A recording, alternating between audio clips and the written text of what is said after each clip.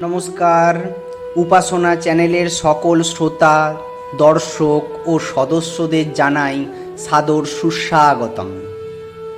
আজ আমরা আবারও চলে এসেছি খুব সুন্দর ও গুরুত্বপূর্ণ একটি আলোচনা নিয়ে।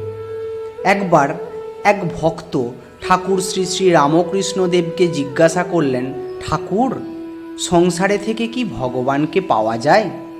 শ্রী রামকৃষ্ণদেব উত্তর দিলেন, অবশ্যই পাওয়া যায়। সাধুসঙ্গ আর সর্বদা প্রার্থনা করতে হয়, তার কাছে কাঁদতে হয়। কাম, ক্রোধ, লোভ, পাপ বুদ্ধি, বিষয় বুদ্ধি এইসব মনের ময়লাগুলো ধুয়ে গেলে মন শুদ্ধ হয়, তবেই তার দর্শন লাভ হয়ে থাকে। সংসারে হবে না কেন? মাঝে মাঝে সাধুসঙ্গ, কেঁদে কেঁদে প্রার্থনা, মাঝে মাঝে নির্জনে বাস, এই সব করতে হবে।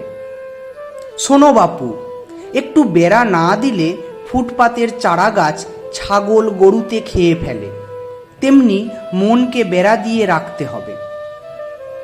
ভক্তটি আবার জিজ্ঞাসা করল, আচ্ছা ঠাকুর, যারা সংসারে আছে তাহলে তাদের কি হবে? তাদের কি মুক্তির কোনো উপায় নেই?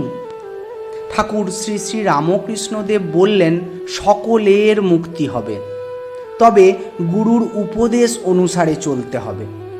ভক্তটি কিছুক্ষণ পর আবার বললেন ঠাকুরকে, গুরুর উপদেশ তো বললেন আপনি ঠাকুর, গুরু কেমন করে পাবো? শ্রী রামকৃষ্ণদেব উত্তর দিলেন, যে সে লোক গুরু হতে পারে না, তাই ঈশ্বর যুগে যুগে লোকশিক্ষার জন্য নিজে গুরুরূপে অবতীর্ণ হন। সচ্চিদানন্দই গুরু।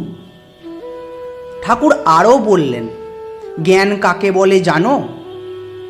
জ্ঞান হলো আমি কে, ঈশ্বরই কর্তা আর সব অকর্তা, এরই নাম হলো জ্ঞান। আমি অকর্তা, তার হাতের যন্ত্র। তাই আমি সর্বদা বলি, মা তুমি যন্ত্রী, আমি যন্ত্র।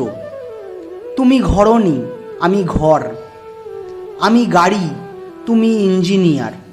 যেমন চালাও তেমন চলি, যেমন করাও তেমন করি, যেমন বলাও তেমন বলি।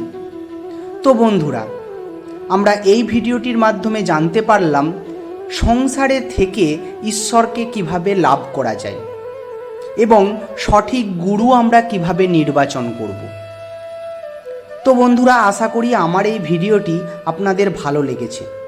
যদি ভালো লেগে থাকে তাহলে লাইক, কমেন্ট করুন, আর যত বেশি পারেন শেয়ার করে ভিডিওটি ছড়িয়ে দিন। আর হ্যাঁ, সাবস্ক্রাইব করে আমাদের পাশে থাকুন।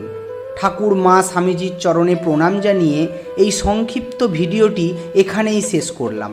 ধন্যবাদ, ভালো থাকবেন।